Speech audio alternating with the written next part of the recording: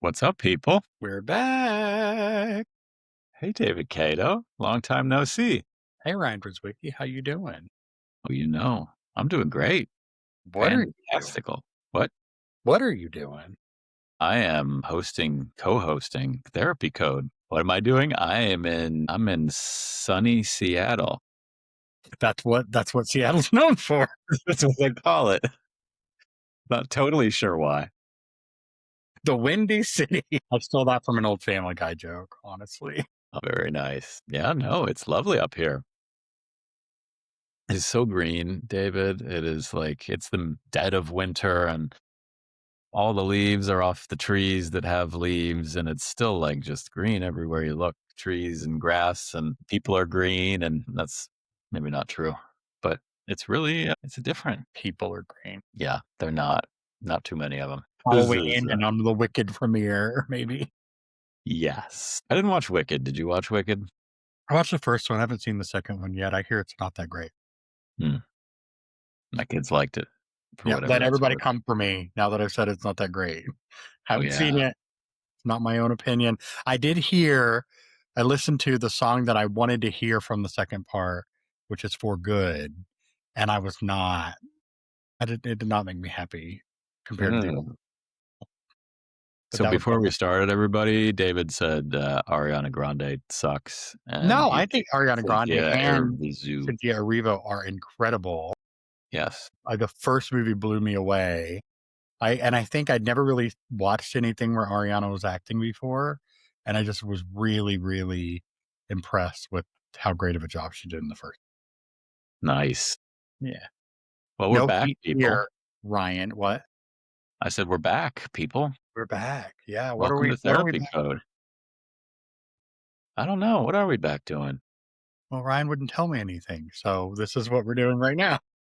Uh, you act like I have a plan and would wanted to surprise Well, you. that was the idea of restarting a podcast is Ryan would come up with the ideas. I don't think that was ever the idea. That was my idea. When it comes to podcasting, I carry no ideas. I Okay. live in the moment. This is a very zen podcast. That's what we're going to shift our focus to. David and I will just sit here silently, and you, the audience member, can just like soak in our stuff. Yeah, Soak in our stuff. There's our new tagline. Therapy Code. Soak in our stuff. So, what do you want to? What do we want Therapy Code to be? yeah, so somebody at work had suggested one of our friends had suggested to talk about like new therapists and stuff. And I thought that since we're both clinical supervisors and that we've both been in leadership, that it might be a good idea to talk about what new therapists should and should not do. Maybe talk about some, I don't want to say horror stories, but some case studies of times when things didn't go so well and things that we find have worked.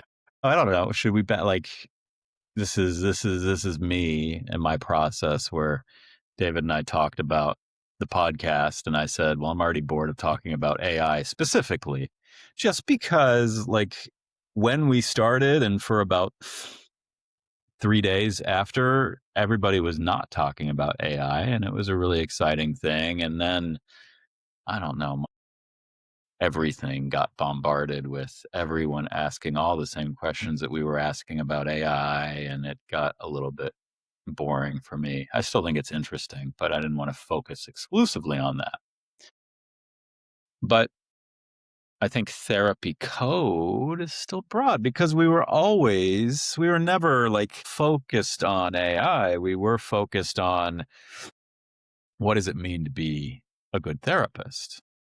And in parentheses, and could you train an AI to do it? Which is still a fun question. But anyway, what you're saying is still in line, I think, with our mission, our vision, our philosophy, Yeah. our Yeah. identity. Mhm. Yeah. Yeah. It's good to have a resource, right? And when I think of therapy code, I think of what is the code to which therapists follow, like ethics code, et cetera. And so I think that kind of falls within line of what we're doing. And it's so broad, as you said. Yeah. Yeah. I think, well, what else? What do you want to I was thinking this, and maybe we can throw out little things, little thoughts. Anyway, I was thinking like maybe we should keep it short. I could talk to you for an hour, but I imagine that's a big commitment for a podcast listener. Do you want to like chunk it? Do you want to say like 30 minutes max? Yeah. 20 minutes maybe is a Yeah. good Start. ballpark. We can do some pod bursts. Pod burst. Pod bursts. Coined. Bam. It's probably already a thing. I can't do that. Well, You know what else I can't do? I can't do the whole whistle with your fingers thing. I can't do that. I can kinda. It's not great. I can whistle pretty well. I'm pretty proud of my whistling. It's one of those Well, things. So we can have shorter episodes. We can talk about what it means to be a therapist. What else? we're a wealth of knowledge that you can utilize by Oh, asking us questions, and maybe we can make episodes based on questions and interactions and what people want to see, want to hear, and what do you want us to talk about? Because we're not that great at coming up with ideas for a very long period of time. we got great ideas. My ideas have ideas. Yeah, but we're not great at executing them in this venue. Well, that's Like true. this form of media can take us so far, and then I feel like I crash, and then I rely on you, and then I crash again because it doesn't really matter to you. We just get to spend time together, right? And that's What ultimately is what. this crash? What I don't understand your crash. What's your crash?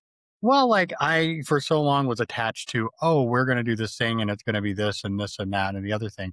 And I was so attached to what it needed to look like that I finally realized that what I really care about is spending time with you. That's what I that's always been my approach. Like, and I think I said this in maybe with some of the earlier episodes, but a lot of my favorite podcasts don't have a ton of structure. Hmm. I think one of the first podcasts I started listening to that I don't anymore, but it was Roderick on the Line, which is just two guys that have talk about random stuff. Hmm.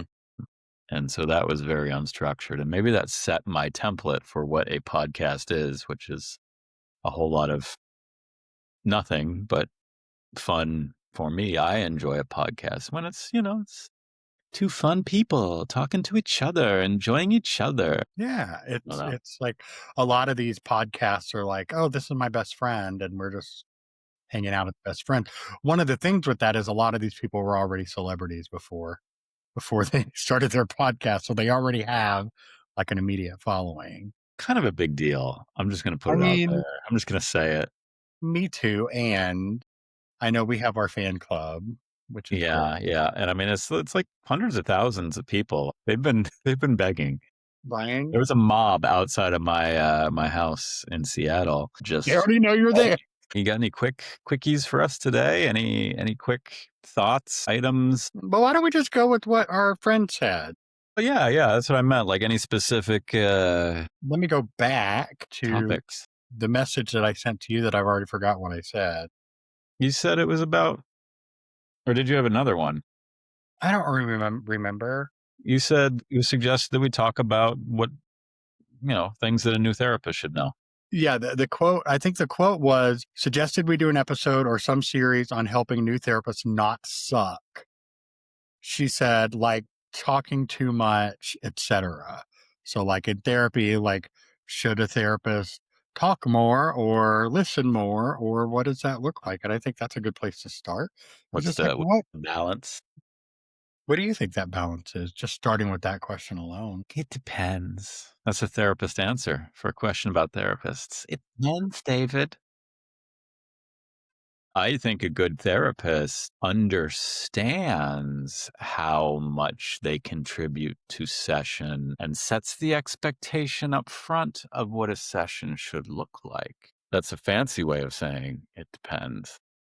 That's such a psychodynamic answer. Well, because I think, well, it depends on your approach and your goal. If you are doing deep insight driven work, you're probably considerably less active in session than if you're doing a symptom reduction directive approach. I think you've got to know who you are and be able to explain it to a client in such a way that they're not surprised or they're not shocked, astonished, or upset by the amount that you are or are not participating. Yeah. I think it depends on your client too, because like I'm used to having a plethora of different kinds of clients where some kind of talk so much where you have to kind of like jump in and interrupt. And then you've got clients that there's a good balance of back and forth.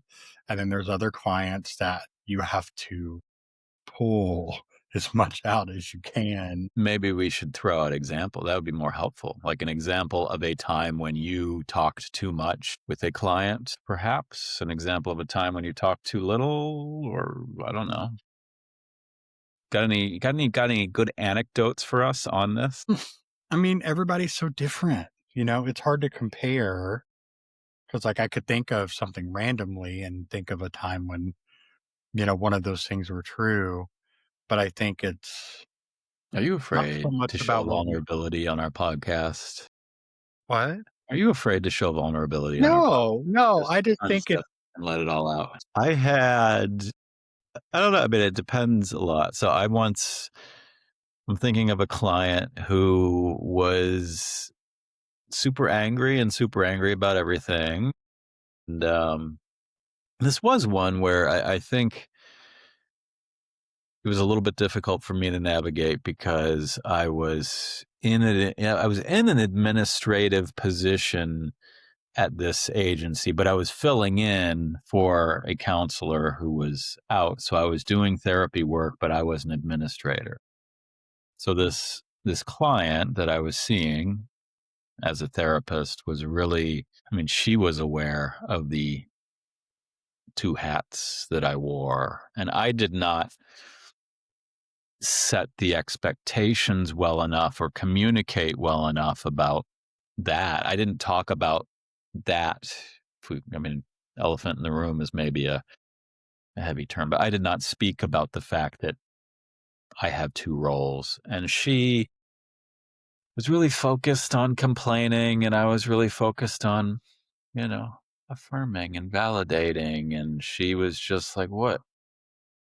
She also, I mean, she was provocative. She wanted to get a reaction out of me. And the more I sensed that she wanted to get a reaction out of me, the less I gave her that reaction.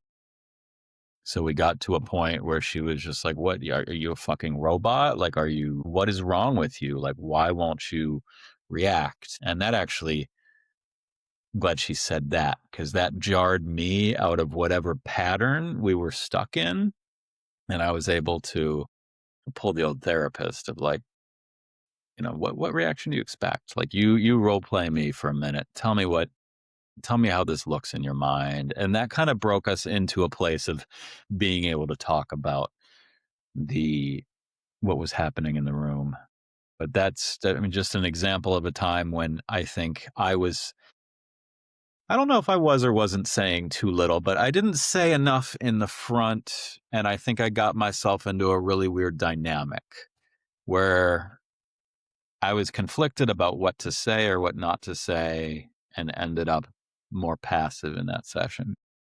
You didn't set up the roles in advance. I didn't set up the roles. I didn't say to her explicit. I think I did, but I don't know. I don't think it was clear that She didn't hear it.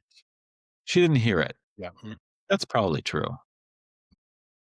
I think the session went in a really good direction, but I think it's less about the roles and more about when I sensed that she was looking for me to react as the director.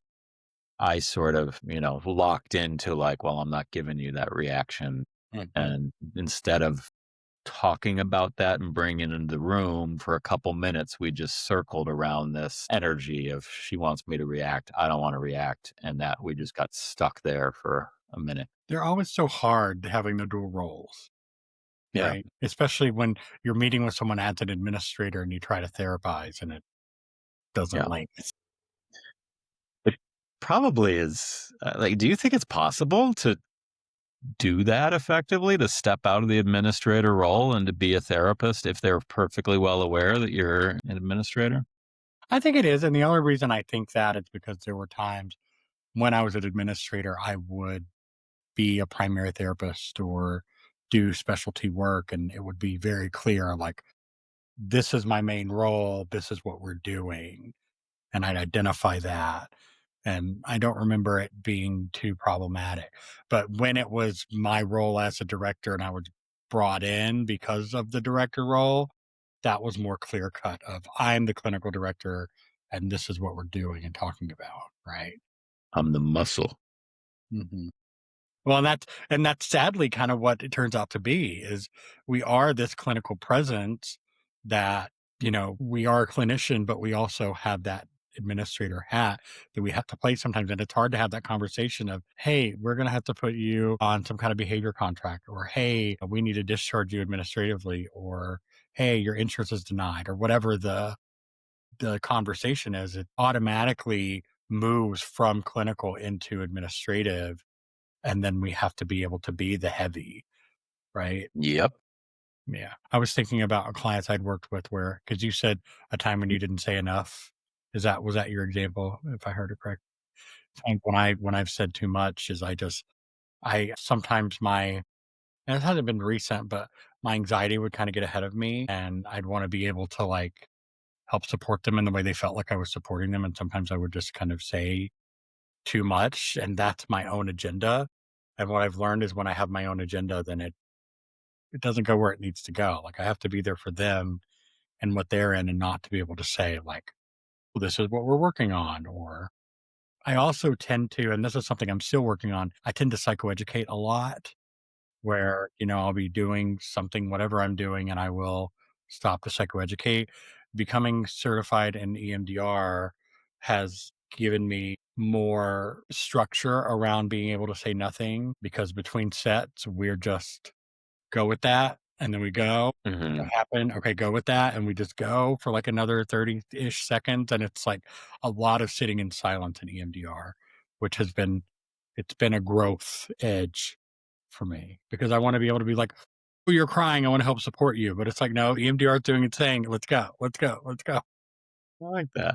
I was going to call you out if you weren't going to give something, because I was going to say you almost certainly tend to talk more when things get uncomfortable, and I probably talk less. It probably speaks to our Yeah. attachment styles or Yeah. what we. Avoidant, anxious. I mean, I'm also avoidant too, but when it comes to like helping people, I'm definitely more on the anxious side because I mean, I'm more secure, of course, when it comes to doing therapy, but there are times when my anxious attachment shows up, and then I have to be aware of that.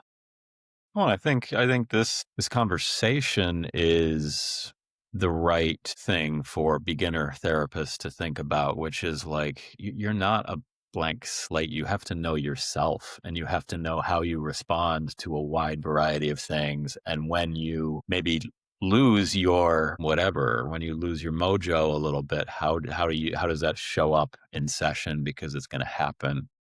So the trick is not like I'm never going to whatever. Like I'm always going to be the perfect neutral therapist. It's like no, know that you are going to be avoidant or shut down if things get to be a certain way, or know that you're going to talk and fill the silence and experience anxiety. Like what happens to you within the context of a session, and that's not within your control to manage necessarily, but it is within your power to know yourself and to see yourself doing it and to find ways to pull yourself out of that pattern.